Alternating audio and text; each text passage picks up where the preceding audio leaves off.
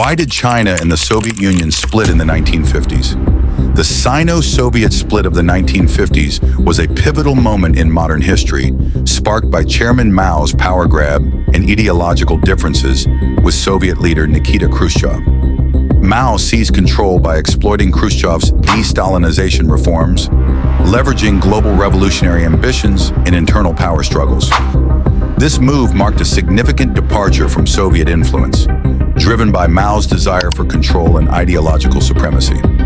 Mao's aggressive stance towards the West, particularly his opposition to peaceful coexistence with capitalist nations, further widened the rift. He viewed Khrushchev's policies as revisionist, undermining Marxist-Leninist principles.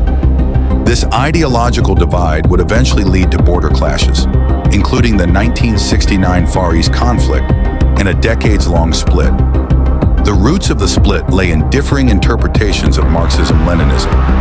Mao's China emphasized revolutionary fervor, while Khrushchev's Soviet Union pursued de-Stalinization and peaceful coexistence.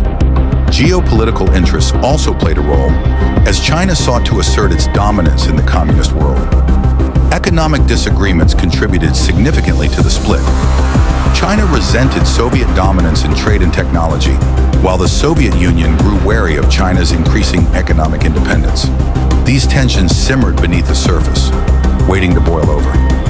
In the late 1950s and early 1960s, Sino-Soviet debates over Marxist orthodoxy intensified. Mao denounced Khrushchev's policies as revisionist, while Khrushchev accused Mao of extremism. This ideological chasm deepened, fueled by competing national interests. The Soviet Union's warming relations with India, driven by shared concerns over China's aggressive expansion, further strained Sino-Soviet ties. Mao's disdain for Khrushchev's cautious approach to nuclear warfare also contributed to the rift. Mao's radical policies, including the Great Leap Forward, alarmed the Soviet Union. Khrushchev's attempts to rein in Mao's ambitions only accelerated the split. The once united Communist front began to fracture. As tensions escalated, border clashes became more frequent. The 1969 Far East conflict marked a turning point, with China and the Soviet Union engaging in open combat.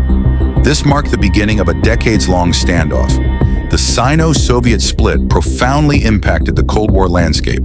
China's emergence as a communist powerhouse created tensions and realignments that still influence international relations today. The split also paved the way for China's rapprochement with the United States.